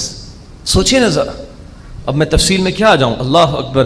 اللہ کے پیغمبر نے 3 بیٹیوں اور 2 بیٹیوں کی پرورش پر جنت کی خوشخبری دی ہے، 3 خالاؤں کی پرورش پر بھی جنت کی بشارت، 3 پھپھیوں کی پرورش یعنی کفالت، معاف کیجیے گا، کفالت پر جنت کی بشارت۔ ان محرم رشتوں میں جہاں تقدس ہے وہاں ملاپ بھی ہے اور پروٹیکشن بھی ہے۔ یہ ہے نظام زندگی کے لیے خاندانی معاملات میں رہنمائی اللہ کے دین کی۔ تو یہ تقدس بھی آئے گا، نکاح حرام ہے، اب تقدس بھی ہے، لیکن ساتھ جوڑ بھی ہے اور ایک دوسرے کی پروٹیکشن بھی ہے۔ یہ 7 قسم کے رشتوں کا ذکر کیا کہ ان سے نکاح نہیں ہو سکتا۔ مزید رضاعت کا بیان، وَأُمَّهَاتُكُمُ اللَّاتِي أَرْضَعْنَكُمْ وَأَخَوَاتُكُم مِّنَ الرَّضَاعَةِ، اور تمہاری رضاعی مائیں جنہوں نے تمہیں دودھ پلایا، اور تمہاری دودھ شریک بہنیں، رضائی بہنیں، یہ بھی حرام۔ وَأُمَّهَاتُ نِسَائِكُمْ، اور تمہاری عورتوں کی مائیں یعنی خوش دامن، بڑا پیارا لفظ ہے لیکن اب سمجھ نہیں آتا، ساس، انگلش میں کیا کہتے تھی؟ مدر ان لا جسے کہا جائے گا۔ وَأُمَّهَاتُ نِسَائِكُمْ، اور تمہاری ساسیں یا ساس کہہ لیں، واحد استعمال کر لیں۔ وَرَبَائِكُمُ اللَّاتِي فِي حُجُورِكُم مِّن نِّسَائِكُمُ اللَّاتِي دَخَلْتُم بِهِنَّ، توجہ سے سنیے گا، اور تمہاری وہ بیٹیاں جو تمہاری پرورش میں ہیں، تمہاری ان بیویوں سے جن سے تم نے تعلق قائم کیا، تب تو یہ بیٹیاں، ان کا یہ خاتون پہلے کہیں اور تھی، اس سے بیٹیاں، ان سے نکاح حرام۔ فَإِن لَمْ تَكُونُوا دَخَلْتُم بِهِنَّ، بس اگر تم نے ان سے تعلق قائم نہیں کیا ہے، فَلَا جُنَاحَ عَلَيْكُمْ، تو ان خواتین کی جو بیٹیاں، ان کے بارے میں کوئی حرج نہیں کہ نکاح ہو سکتا ہے۔ یہ ربائب، ان کے بارے میں بھی احکام ہیں۔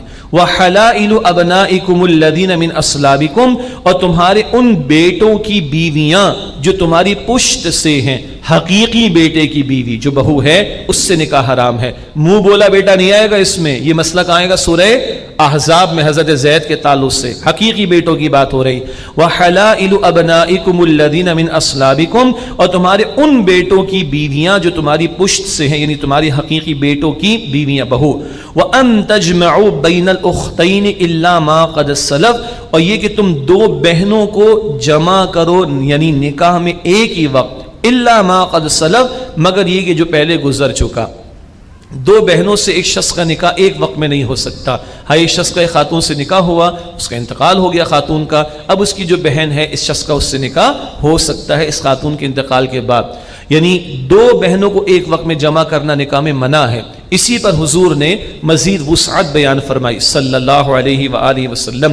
2 بہنیں بہت بہت بہت قریبی تعلق ہے، اسی پر حضور نے یہ فرمایا صلی اللہ علیہ وآلہ وسلم کہ پھپھی اور بھتیجی انتہائی قریبی تعلق ایک وقت میں ایک شخص کے نکاح میں نہیں ہوں گی۔ اسی طرح خالہ اور بھانجی انتہائی قریبی تعلق ایک وقت میں ایک مرد کے نکاح میں نہیں رہیں گی۔ یہ حضور نے اس حکم کی مزید وسعت بیان فرمائی۔ یقیناً پہلی مرتبہ جو ساتھی سنتے بلکہ دوسری تیسری مرتبہ بھی تو سب کچھ تو یاد نہیں رہے گا، مگر ذہنوں میں بیٹھ جائے بات کہ کچھ محرمات کا بیان ہے جو ہمیشہ جن سے نکاح نہیں ہو سکتا، وہ یہ بیانات ہیں جو اس مقام پر ہیں، باقی تفصیلات تفاسیر میں ہم دیکھیں انشاءاللہ۔ ان اللہ کان غفور الرحیم، بے شک اللہ سبحانہ وتعالی بہت بخشنے والا نہایت رحم فرمانے والا ہے۔ الحمدللہ 5ویں پارے کا آغاز ہے۔ والمحصنات من النساء، اور خاوند والی عورتیں وہ بھی حرام ہیں۔ کیا مطلب؟ ایک خاتون ابھی کسی کے نکاح میں ہے تو اس سے نکاح تو نہیں ہو سکتا، اب یہ شوہر یا تو انتقال ہو جائے یا طلاق دے دے پھر اس خاتون سے نکاح ہو سکتا ہے، اس کو کہتے ہیں عارضی محرم۔ وہ پچھلی خواتین جن کا بیان ہے وہ تو ہمیشہ کے لیے محرم، ان سے کبھی بھی نکاح نہیں ہو سکتا، لیکن ایک خاتون جو کسی شخص کے نکاح میں ہے وہ عارضی طور پر ابھی محرم ہے کہ اس سے نکاح نہیں ہو سکتا، اگر اس شخص کا انتقال ہو جائے یا وہ طلاق دے دے تو پھر اس خاتون سے نکاح ہو سکتا ہے۔ لیکن یہاں پردے کے احکامات اپلائی ہوں گے، وہ پردہ جو نامحرم سے عام طور پر کیا جاتا ہے وہ ادھر بھی کیا جائے گا، لیکن صرف نکاح اس لیے نہیں ہو سکتا کہ یہ خاتون ابھی کسی کے نکاح میں ہے۔ الا ما ملکت ایمانکم، سوائے اس کے کہ جو کنیزیں تمہاری ملکیت میں آ جائیں، ان کے بارے میں یہ ہے کہ تعلق قائم کرنے کی اجازت دی گئی۔ باقی غلام اور کنیزوں کے بارے میں تفصیلات و تفاسیر میں دیکھ لیجئے گا، فی الوقت تو ایسا کوئی معاملہ نہیں، اور کسی کو غلام و کنیزوں کے احکامات کو ریوائیو کروانا ہو تو محنت کرے اور اقامت دین کی جد و جہد میں لگے، اور کبھی جنگوں کا میدان سجے اور پھر وہ غلام اور کنیزوں کا ہاتھ آنے کا معاملہ ہو تو پھر ان احکامات کے حوالے سے سوچا جائے گا۔ فی الوقت وہ نکاح کا بندھن ہی ہے جو جائز راستہ اس فطری خواہش کی تکمیل کے لیے عطا کیا گیا۔ کتاب اللہ علیکم، یہ تم پر اللہ کا حکم ہے، وَأُحِلَّ لَكُم مَّا وَرَاءَ ذَلِكُمْ، اور ان کے سوا باقی عورتیں حلال ہیں، یہ کچھ منع کی گئی ہیں، باقی عورتیں ہیں جس سے تم نکاح کر سکتے ہو۔ اہل کتاب کی عورتوں کا ذکر بعد میں مزید آئے گا انشاءاللہ، آئندہ پڑھیں گے۔ وَأُحِلَّ لَكُم مَّا وَرَاءَ ذَلِكُمْ، اور ان کے سوا سب عورتیں تمہارے لیے حلال کی گئیں۔ أَن تَبْتَغُوا بِأَمْوَالِكُمْ مُحْسِنِينَ غَيْرَ مُسَافِحِينَ، بشرط یہ کہ تم اپنے مالوں کے ذریعے ان کو نکاح کے تحفظ میں لانا چاہو، نہ کہ محض اپنی ہوس کو پورا کرنے والے بنتے ہوئے۔ یہ کیا ہے؟ نکاح پوری زندگی کا معاملہ ہے، ایک پورا تحفظ ہے جو تم ایک خاتون کو دو گے، پوری زندگی اس کی کفالت کا تم عہد کرتے ہو، محض خواہشات پوری کرنے کا چکر نہیں ہے معاملہ، بلکہ تحفظ دینے کا معاملہ۔ فَمَا اسْتَمْتَعْتُمْ بِهِ مِنْهُنَّ، پس تم میں سے جو ان سے نفع حاصل کریں، فَآتُوهُنَّ أُجُورَهُنَّ فَرِيضَةً، تو ان کو ان کی مقرر کیے ہوئے مہر دے دیں۔ وَلَا جُنَاحَ عَلَيْكُمْ فِي مَا تَرَاضَيْتُمْ بِهِ مِنْ بَعْدِ الْفَرِيضَةِ، اور تم پر اس بارے میں کچھ گناہ نہیں جس پر تم باہم رضامند ہو جاؤ اس کے مقرر کر لینے کے بعد، یعنی جو بھی مہر طے ہوا خاتون خوشی خوشی کچھ معاف کرنا چاہے تو معاف کر سکتی ہے، اس کی گنجائش ہے، باہم طے کر لو، یہ بات پہلے بھی آئی۔ ان اللہ کان علیما حکیما، بے شک اللہ بہت علم رکھنے والا، بہت حکمت والا ہے۔ وَمَن لَّمْ يَسْتَطِعْ مِنكُمْ طَوْلًا أَن يَنكِحَ الْمُحْصَنَاتِ الْمُؤْمِنَاتِ، اور جو تم میں سے طاقت نہ رکھتے ہوں کہ وہ آزاد مسلمان عورتوں سے نکاح کریں، فَمِمَّا مَلَكَتْ أَيْمَانُكُم مِّن فَتَيَاتِكُمُ الْمُؤْمِنَاتِ، تو جو مسلمان کنیزیں تمہاری ملکیت میں ہوں وہ مراد ہے کہ ان سے تعلق قائم کیا جا سکتا ہے، اس کی آگے تفصیل آ رہی ہے۔ واللہ اعلم بایمانکم، اللہ تمہارے ایمان کو خوب جانتا ہے، اگر وہ کنیز مسلمان ہے تو اس کا صاحب ایمان ہونا بھی قدر والی بات ہے، محض اس کو کنیز سمجھ کر کو گھٹیا نہ سمجھ لینا۔ بعضکم من بعض، تم ایک دوسرے ہی کی جنس سے ہو، سب انسان ہو، اللہ کی مخلوق ہو۔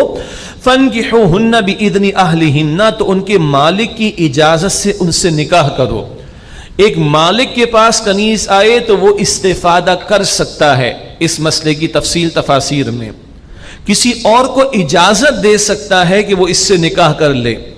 اب اگر کوئی اور اس کنیز سے نکاح کر لے تو یہ مالک اب اس سے استفادہ نہیں کر سکتا، اس کی مزید تفصیل جو ہے وہ تفاسیر میں دیکھی جا سکتی ہے۔ فَانكِحُوهُنَّ بِإِذْنِ أَهْلِهِنَّ، تو ان کے مالک کی اجازت سے ان سے نکاح کر لو۔ وَآتُوهُنَّ أُجُورَهُنَّ بِالْمَعْرُوفِ، اور ان کو ان کے مہر بھلے طریقے پر ادا کر دو۔ محصناتن، مقصد نکاح کے تحفظ میں لانا ہو، غیر مصافحاتن، محض حوث کو پورا کرنا نہ ہو، ولا متخذات اخدان، نہ کوئی چوری چھپے آشنائی کرنے کا معاملہ ہو۔ چوری چھپے تو کچھ اور ہوتا ہے نا، سمجھ رہے؟ نکاح علل اعلان ہوتا ہے، یہ چیٹنگ ہو رہی ہے اور ڈیٹنگ ہو رہی ہے ریسٹورنٹس میں جا کے ملاقاتیں ہو رہی، کوئی گنجائش نہیں. چوری چھپے تو غلط کام ہوتے ہیں. اور نکاح کیا ہے؟ اعلنوا ھذا النکاح، حضور فرماتے علیہ السلام نکاح کا اعلان کرو. تو نکاح کے تحفظ میں لانا مقصود ہو، محض ہوس پوری کرنا مقصود نہ ہو، اور چوری چھپے کو آشنائی کرنے کا معاملہ نہ ہو. فَإِذَا أُحْصِنَّ فَإِنْ أَتَيْنَ بِفَاحِشَةٍ، پس جب وہ نکاح میں آ جائیں کنیزیں، آزاد عورت نہیں، کنیز ایک خاص مسئلہ ہے جس کے لیے ترجمہ ذہن میں رکھیں. پس جب وہ نکاح میں آ جائیں یعنی کنیز، فَإِنْ أَتَيْنَ بِفَاحِشَةٍ، پھر اگر وہ بے حیائی کا کام کریں، فَعَلَيْهِنَّ نِصْفُ مَا عَلَى الْمُحْصَنَاتِ مِنَ الْعَذَابِ، تو ان پر نصف سزا ہے وہ کہ جو آزاد عورتوں پر ہے. اور وہ جو 100 کوڑوں کی سزا بیان ہوئی تھی اس کا آدھا کیا بنے گا؟ 50 کوڑے. چاہے یہ کنیز نکاح میں بھی آگے اگر برائی کا عمل کرے تو 50 کوڑے ہی کی سزا ہے. بات صرف یہ ہے ایک کنیز کو صرف ایک پروٹیکشن ملی ہے، وہ ہے نکاح کے تحفظ میں آ گئی. آزاد عورت کو خاندان کی سپورٹ بھی ہوتی ہے اور نکاح کا تحفظ بھی ہوتا ہے. یہ فرق کیا گیا ہے. اس کے پہ تفصیلی فقہی احکام ہیں، وہ پہ تفاسیر کا مطالعہ کیجیے گا. ویسے خاص نقطہ تو میں نے چاہا کہ تشریح میں آ جائے تاکہ ذہن میں بات بیٹھ جائے. آدھی سزا ذالک لمن خشی العنت، ذالک لمن خشی العنت منکم، یہ اس کے لیے تم میں سے جو بدکاری کی تکلیف میں پڑنے کا اندیشہ کرے تم میں سے. مراد ہے کہ اس کے لیے بچنا ہی ناممکن ہو تو پھر کنیز سے نکاح بھی کر لے، ٹھیک ہے، گنجائش ہے. وَأَن تَصْبِرُوا خَيْرٌ لَكُمْ، اور اگر تم صبر کرو تو یہی تمہارے لیے بہتر ہے. واللہ غفور الرحیم، اور اللہ بہت بخشنے والا نہایت رحم فرمانے والا ہے. یرید اللہ لیبین لکم، اللہ چاہتا ہے کہ تمہارے لیے باتوں کو واضح فرما دے. ویہدیکم سنن الذین من قبلکم ویتوب علیکم، اور تم سے پہلے لوگوں کے طریقوں کی یعنی اچھے طریقوں کی تمہیں ہدایت دے. اور اللہ چاہتا ہے کہ تم پر نظر کرم فرمائے. واللہ علیم حکیم، اور اللہ خوب علم والا حکمت والا ہے. واللہ یرید ان یتوب علیکم، اور اللہ چاہتا ہے کہ تم پر نظر کرم فرمائے. ویرید الذین یتبعون الشہوات ان تمیلوا میلا عظیما، اور جو لوگ خواہشات کی پیروی کرتے ہیں وہ چاہتے ہیں کہ تم رائے ہدایت سے بہت زیادہ پھر جاؤ. یعنی اب یہ انقلابی باتیں، عورت کا وراثت میں حصہ ہے، بیوہ کے ساتھ ظلم نہ کرنا، بچیوں کو وراثت میں محروم نہ کرنا وراثت سے، جی عورتوں کے مہر پورے ادا کرنا، یتیموں کے ساتھ بھلا سلوک کرنا. دنیا پرستوں کو یہ پاکیزہ تعلیمات تھوڑے ہی پسند ہے.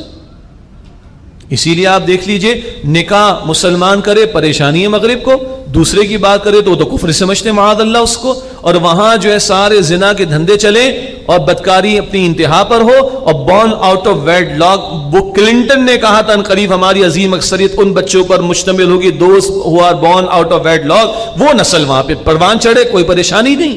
اور عفت کی، پاک دامنی کی، نکاح کی، گھر کو بسانے کی، عورتوں کے حقوق کی، اللہ اکبر، یہ باتیں کی جائیں تو لوگوں کو عجیب لگ رہی ہیں. یہ 14 صدیوں پہلے بھی تھا، اور جاہل آج بھی موجود ہیں جن کو یہ عفت اور پاکیزگی والی تعلیمات اچھی نہیں لگ رہی ہوتی. اللہ اکبر.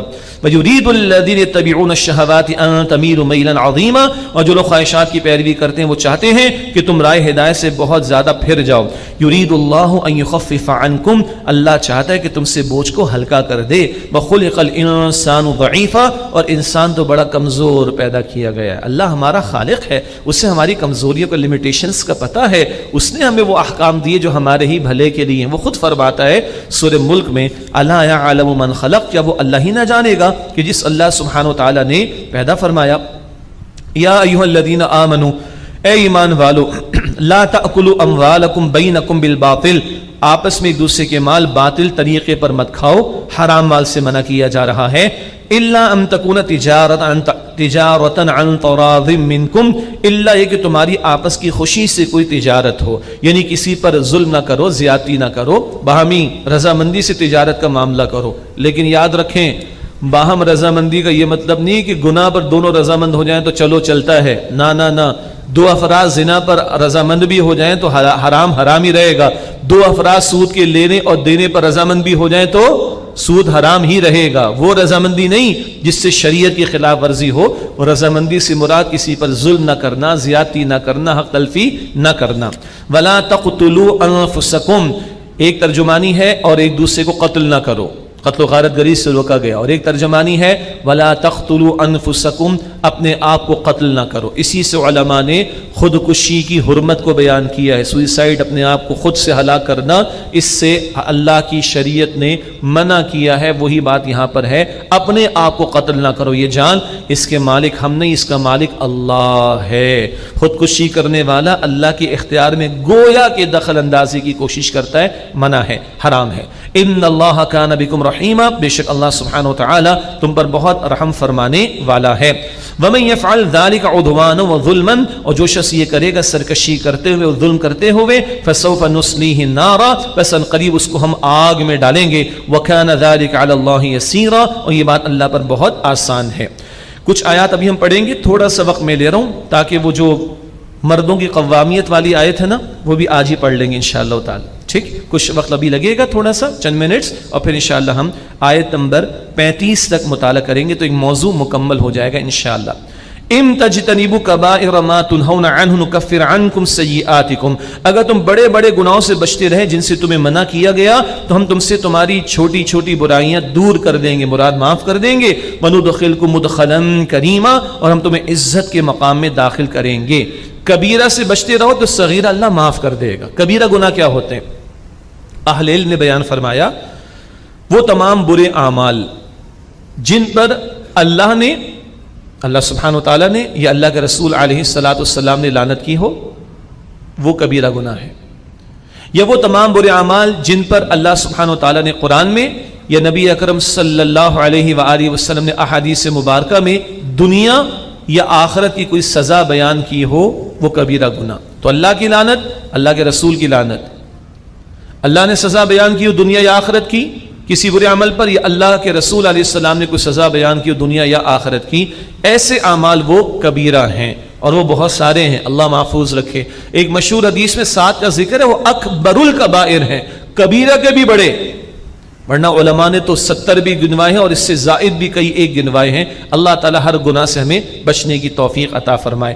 بڑے بڑے گناہوں سے بچتے رہو گے ہم تمہارے چھوٹے گناہ ویسے ہی معاف کر دیں گے. وندخلکم مدخلا کریما, اور ہم تمہیں عزت کے مقام میں داخل کریں گے. اب گھریلو زندگی کے حوالے سے رہنمائی کا بیان. ولا تتمنوا ما فضل اللہ به بعضکم علی بعض, اور آرزو نہ کرو اس بڑائی کی جو اللہ نے تم میں سے بعض کو بعض پر دی ہے. کسی کو اللہ تعالیٰ نے عقل زیادہ دی, کسی کو فراست زیادہ دی, کسی کو مال زیادہ دیا, کسی کو خوبصورتی زیادہ دی, کسی کو خاندان اونچا دیا. یہ اللہ کی حکمتیں ہیں, گوناگو رنگینی کائنات کے اندر یہ اللہ کی حکمتیں ہیں, اس کی تمنا نہ کرو. للرجال نصیب مما اکتسبوا, مردوں کے لیے ان کے اعمال کا حصہ ہوگا جو انہوں نے کمائے. وللنساء نصیب مما اکتسبن, اور عورتوں کے لیے ثواب اور بدلہ ہے ان کے اعمال کا جو انہوں نے کمائے. مراد کیا ہے؟ کسی کا رنگ گورا چٹا ہے, کوئی اختیار ہی نہیں اس پہ. کسی کا رنگ ساولا یا بلیک ہے تو کوئی اختیار نہیں. نہ اس رنگت کے گورے ہونے پر جنت ہے, نہ اس کے کالے ہونے پر جہنم ہے. یہ غیر اختیاری چیز ہے. بات سمجھ آ رہی؟ کسی کا قد اونچا کسی کا نیچا, یہ غیر اختیاری چیز. اینڈ سو آن. کوئی مشرق میں پیدا ہو کوئی مغرب میں, اللہ کا چوائس, اللہ نے کیا ہے. ان پر کوئی پکڑ بھی نہیں, کوئی عذاب و ثواب بھی نہیں. اختیار سے جو ہم کر رہے ہیں اس پر ہے معاملہ عذاب یا ثواب کا. لہا ما کسبت وعلیہا مکتسبت, یہ کمائی کا لفظ اعمال کے لیے آتا ہے. یہ میدان کھلا ہوا ہے, نیکیوں میں آگے بڑھنے کا میدان مردوں کے لیے بھی کھلا ہوا ہے, عورتوں کے لیے بھی کھلا ہوا ہے. تم اپنے میدان کے اندر, اس میدان کے اندر محنت کرو اور اللہ کو راضی کرنے کی کوشش کرو. وللنساء نصیب مما اکتسبن, اور عورتوں کے لیے بدلہ ہے ان کے اعمال کا. واسألوا اللہ من فضلہ, اور اللہ سے اس کا فضل مانگو. یہ ہے اصل بات, آخرت کی فکر کرو. ان اللہ کان بکل شیء علیما, بے شک اللہ ہر بات کا خوب علم رکھنے والا ہے. وَلِكُلٍّ جَعَلْنَا مَوَالِيَ مِمَّا تَرَكَ الْوَالِدَانِ وَالْأَقْرَبُونَ, اور ہم نے ہر ایک کے لیے وارث مقرر کر دیے اس مال کے لیے جو چھوڑ جائیں والدین اور رشتہ دار. وَالَّذِينَ عَقَدَتْ أَيْمَانُكُمْ فَآتُوهُمْ نَصِيبَهُمْ, اور جن لوگوں سے تمہارا کوئی عہد ہو چکا ہے تو ان کو ان کا حصہ دے دو. مراد کسی کو تم نے وصیت کرنی ہے تو وصیت کر سکتے ہو. کوئی تمہارا دینی بھائی ہے, کوئی تمہارے خاندان کا فرد ہے کہ جو کمزور ہے, لاچار ہے, وارث نہیں ہے, تم اس کے ساتھ بھلا سلوک کرنا چاہو تو وصیت کا آپشن موجود ہے. کتنی کر سکتے ہیں وصیت؟ 1/3 کی حد تک غیر وارث کے لیے. ان اللہ کان علی کل شیء شہیدا, بے شک اللہ سبحانہ و تعالی ہر بات پر گواہ ہے. اب وہ رجال عوام ان کا ذکر آ رہا ہے. آیت نمبر 34 سے الرجال قوامون علی النساء، مرد عورتوں پر حاکم ہیں.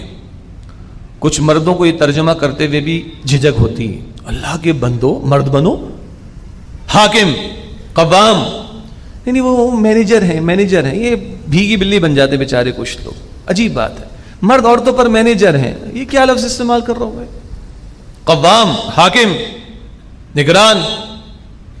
ہاں، اس میں مردوں کے لیے کوئی خوش فہمی کا معاملہ نہیں، نہ عورتوں کے لیے ٹینشن کا معاملہ ہے. یہ ہم نے خواہ اپنے عقل سے کچھ سوچی لی یہ باتیں، آئیے اس کو سمجھتے ہیں. الرجال قوامون علی النساء، اللہ کہتا ہے مرد عورتوں پر حاکم ہیں. کیوں؟ بما فضل اللہ بعضهم علی بعض، اس سے کہ اللہ نے بعض کو بعض پر فضیلت دی ہے. وبما انفقوا من اموالہم، اور اس لیے کہ وہ اپنے مالوں میں سے خرچ کرتے ہیں. بھائی گھر کا انتظام چلانا ہے، کوئی ادارہ ایسا نہیں جہاں ٹاپ پر اتھارٹی بالکل 2 افراد کے پاس برابر کی ہو. اگر ایسا کریں گے تو نظام چل سکتا ہے؟ ملک نہیں چل سکتا، اسکول نہیں چل سکتا، ادارہ نہیں چل سکتا، گھر بھی نہیں چل سکتا. تو گھر میں قوام حاکم مرد کو بنایا گیا. اللہ نے اس کو آداب بھی دیے ہیں، وہ صلاحیت بھی دی ہے مشقتوں کو جھیلنے کی، عورت کے مقابلے میں زیادہ دی، اور اس لیے کہ وہ اپنے مالوں میں سے خرچ کرتے ہیں. وہی بات آ گئی، کفالت کی ذمہ داری کس پر ہے؟ مرد پر. شریعت کی تعلیم عورت پر ایک لمحہ بھی زندگی کا ایسا نہیں کہ اس پر کفالت کی ذمہ داری ڈالی. بیٹی ہے تو باپ کی ذمہ داری، بیوی ہے تو شوہر کی ذمہ داری، شوہر کا انتقال ہو گیا تو بیٹوں کی ذمہ داری، بیٹے نے تو باپ کے گھر آئے گی باپ کی ذمہ داری، باپ نہیں تو بھائی کی ذمہ داری، بھائی نہیں تو اوپر دادا چچا تایا ان کی ذمہ داری وہ نہیں، تو ماں کی طرف سے رشتہ دار نانا ماموں ان کی ذمہ داری وہ بھی نہیں، قریبی رشتہ داروں کی ذمہ داری وہ بھی نہیں، اسلامی ریاست کی ذمہ داری وہ بھی نہیں، تو مسلمانوں کی ذمہ داری، کیونکہ اسلامی ریاست کو قائم کرنے کی ذمہ داری مسلمانوں پر ہے.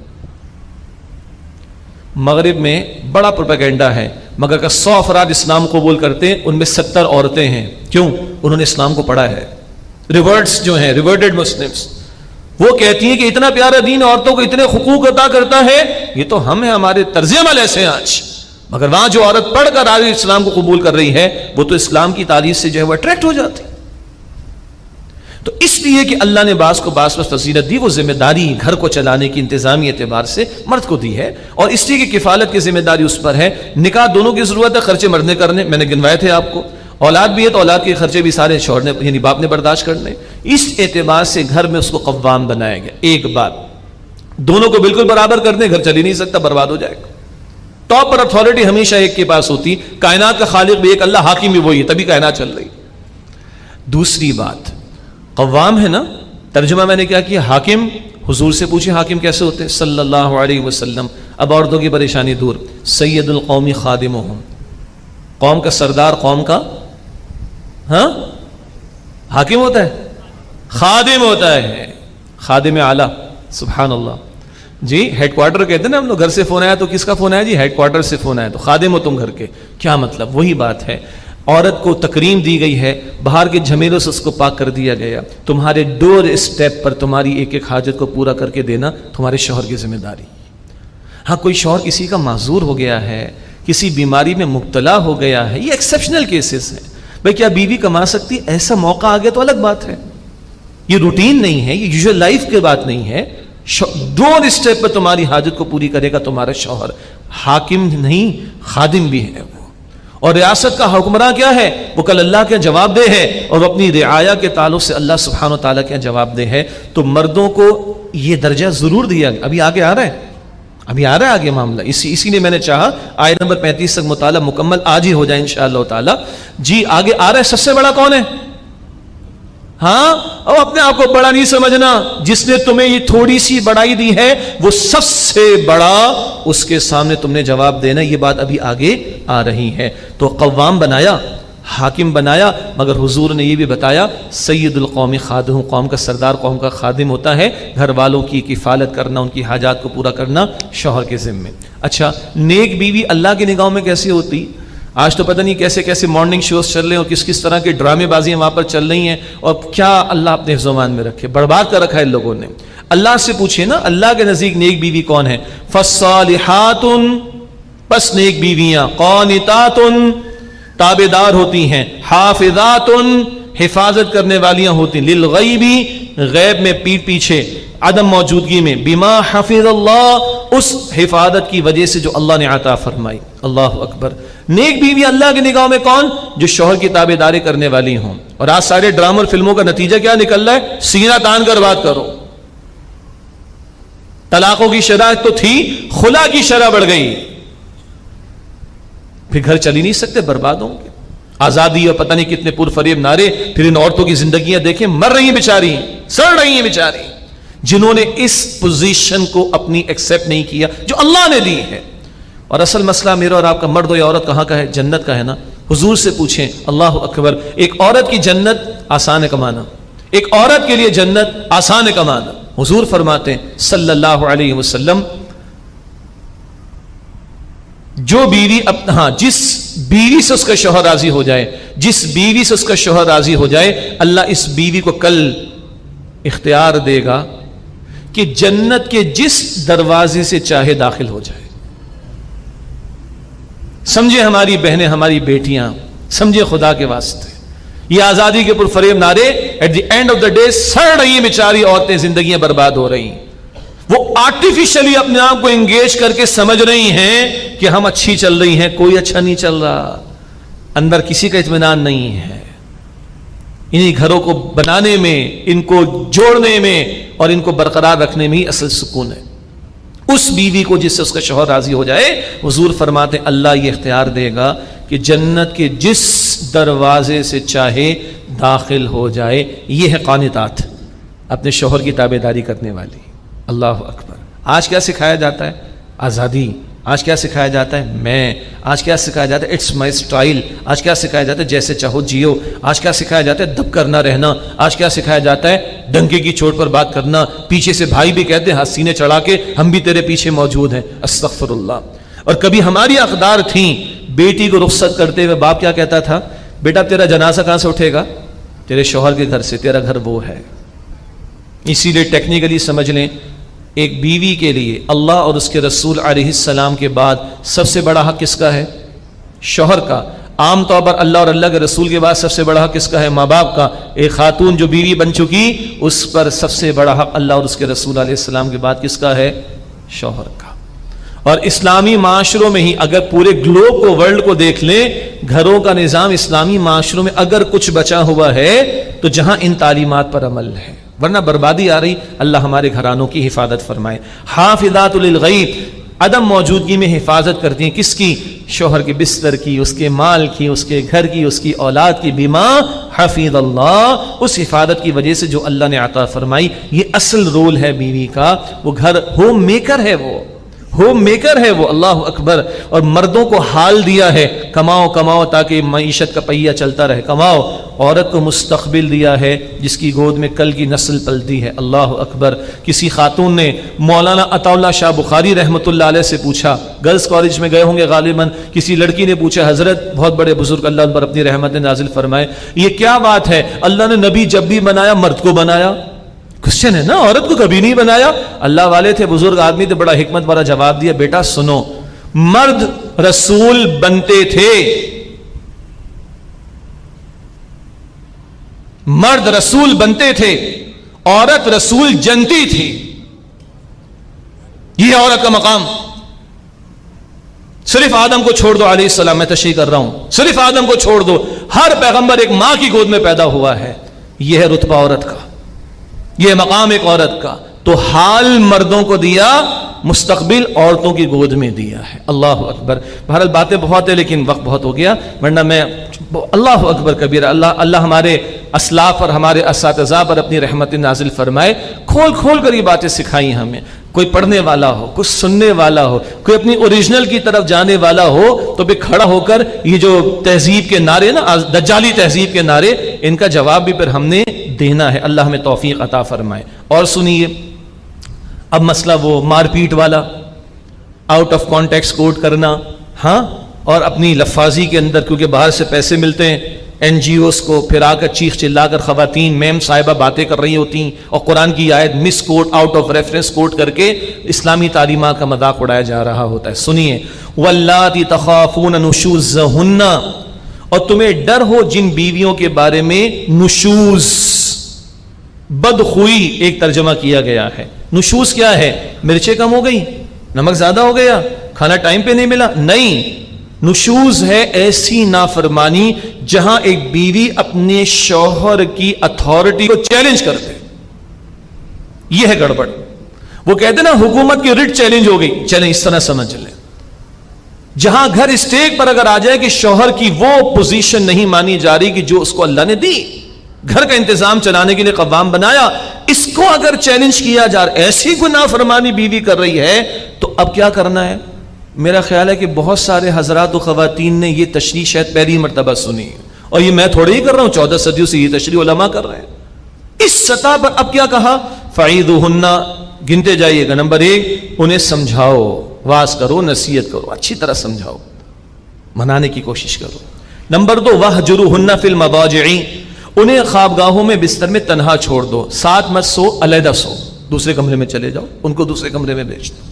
ناراضگی کا اظہار کرو. مقصد کیا ہے؟ بہت توجہ رہے، مقصد ہے یہ گھر بچے، یہ گھر برباد نہ ہو، یہ گھر نہ ٹوٹے. اس کے لیے تھوڑی سختیاں. پہلے کہا سمجھاؤ، پھر کیا کہا؟ خوابگاہوں میں الگ کر دو. پھر کیا کہا؟ وَضْرِبُوهُنَّ، ترجمہ تو یہ ہوگا اور ان کو مارو. اب اس جملے کو اٹھاؤ اور بس فائرنگ شروع کر دو. یہ ہو رہا ہے ہمارے معاشرے میں، این جی اوز کر رہی ہیں، ان کی میم صاحبات جو ہیں وہ کر رہی ہیں، اور پوری اسلامی تعلیمات کا مذاق اڑایا جا رہا ہے. کانٹیکس دیکھا آپ نے؟ پہلے سمجھاؤ اور خوابگاہوں میں تنہا چھوڑ دو اور ان کو مارو. اگلی بات، مارنے کا کوئی حکم ہے؟ کوئی حکم نہیں. اچھا، قرآن کی تشریح اول کہاں سے لیں گے؟ حضور سے صلی اللہ علیہ وآلہ وسلم. حضور نے کسی زوجہ پر کبھی ہاتھ ہی نہیں اٹھایا. چھٹی، چیپٹر ہی کلوز ہو گیا. لقد کان لکم فی رسول اللہ اسوۃ حسنہ. اب آئیے صحابہ، عبداللہ بن عباس رضی اللہ عنہ، انہوں نے ایک مسواک لی. مسواک کا بھائی یہ کیا کریں گے مسواک سے؟ میکسیمم کیا کر سکتے ہیں؟ ہلکی سی کیا لگے، کچھ نشان بھی آئے گا. اور حضور نے یہ بھی فرما دیا اگر کوئی پوائنٹ آف نو ریٹرن ایسا آ رہا ہے کہ یہ اتھارٹی اتنی چیلنج ہو گئی کہ گھر برباد ہونے جا رہا ہے، تو بھائی تم چہرے پہ نہ مارنا ایک، اور ایسی ضرب نہ ہو کہ جس سے نشان آئے. تو بچا کیا؟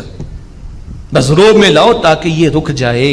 کس سے؟ گھر کو ٹوٹنے سے رک جائے. اگر یہ کلیئرٹی ہو، اللہ گھر کو جوڑنا چاہتا ہے، تو یہ سختی کبھی بقول مولانا مودودی علی رحمہ کے، کبھی کسی معاشرے میں کوئی ایک گھرانہ ایسا شاید ہو جہاں ایک بیوی وہ مان ہی نہیں رہی ہے، برباد کرنے کو تلی ہوئی گھر کو، تو بھائی یہ سختی کر لو تاکہ گھر برباد ہونے سے بچ جائے. کلیئرٹی.